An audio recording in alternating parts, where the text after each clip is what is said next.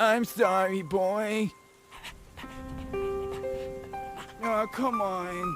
Don't do the dance. Don't make this harder than it has to be.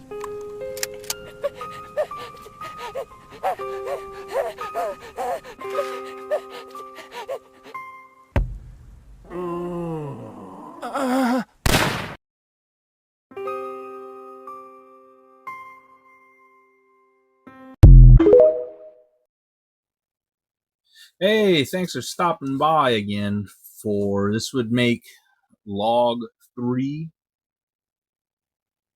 So right now I'm not really gonna record any video. I'm gonna record some audio. Right now I am working on the Z offset for Houston. Houston's been I know it's been a fight, and once I get it, it'll run just like 31, just a champ. I've ordered since last video. I've ordered some filament. I found out about Michaels, and it's good deals. You go up, you make an account, you do like text alerts, and they'll send you. I think they sent me a code for like 30%, and it wasn't a like per roll 30%. It was the whole order. So I ordered about 5 rolls, and was all said and done, I got about 2 rolls for free with free shipping, and then you know do the whole split pay thing, and it comes out pretty dang good. Then I bought some TPU to finally experiment with TPU.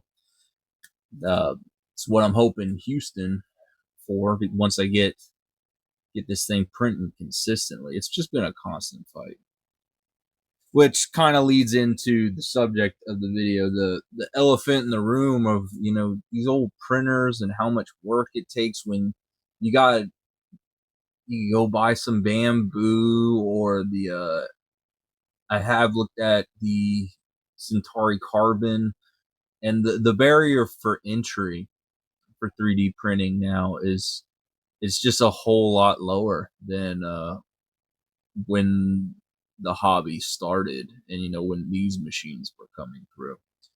And I won't lie, I'm constantly tempted. I've seen Creality's the latest thing that they're coming out with, the tool changer. I think tool changers are really gonna be the way to go. But just like with these printers, it got me to think of the barrier to entry for 3D printing has gotten so low, and you're seeing this cycle, and I've benefited from this cycle. That's how I've gotten a lot of my printers.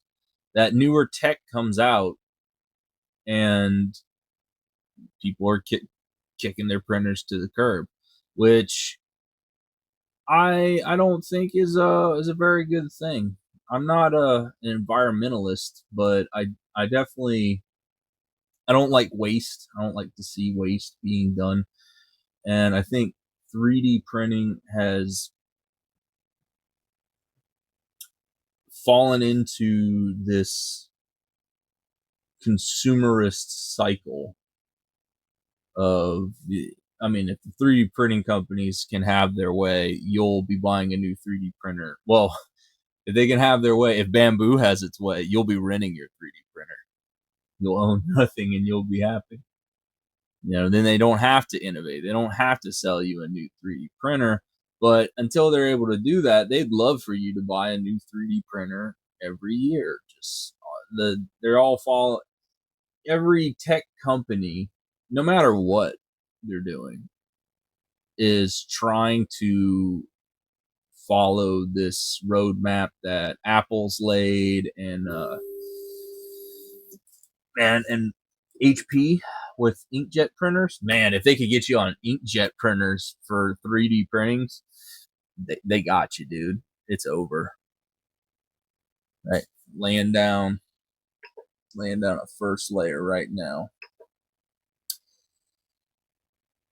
and I've just you see a lot of stuff on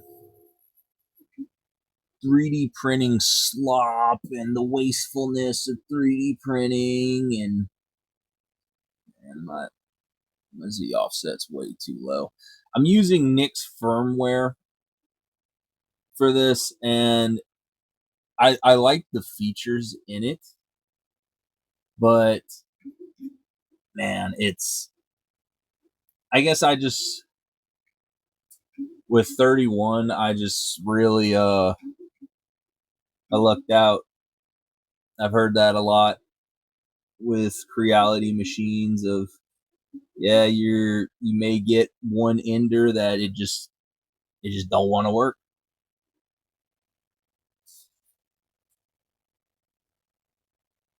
But back to the disposability of the machines, which you don't see that, at least I don't believe that with things like a lathe or a CNC machine. It's a huge investment into that kind of hardware. And we're in this time period where never before has manufacturing capabilities been so available to the average consumer. Never before has a person been able to, with not a whole lot of skill, been able to educate themselves, acquire the equipment needed, and produce things like before. And another aspect of this, what there's the buzzword, consumers disposability. Not to get too political, but with bamboo and the 3D printed gun thing, that kind of legislation, a lot of people are, oh, my 2A, my freedom, and all that. But really, what that is companies closing the loop on personal manufacturing. If your printer is able to recognize what you can print, how long till Disney gets to have some say in what you print? Until you're paying licenses to 3D print. I mean, some people pay licenses for commercial licenses, but say you're in the miniature community. You think Games Workshop would give you good faith pricing for for STLs? No, man. You'd be paying the same price for what miniatures go for now for a single miniature that you got to make for yourself. You'd be It'd be like going to the grocery store and you got to scan and bag your own groceries. And let's see how this looks. Better.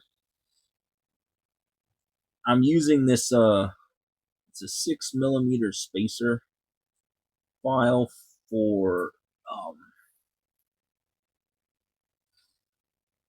printing a bottle stripper for PET filament, and it's just such a nice little print that I can check that first layer really quickly. And I got to figure out, I'm going to write it down.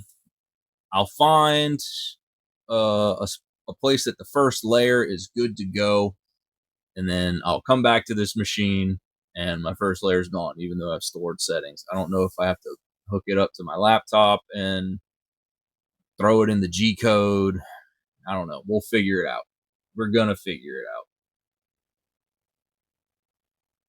So the point I'm making in my rambling of, if you're someone that's doesn't like waste, and you're someone that cares about your privacy and your personal freedom, then perhaps you should consider not getting the latest bells and whistles.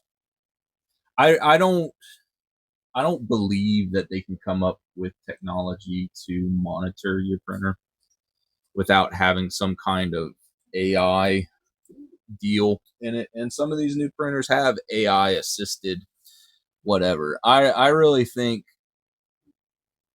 if they're smart, or they'll eventually get to it, it won't be your printer, it'll be your ISP that is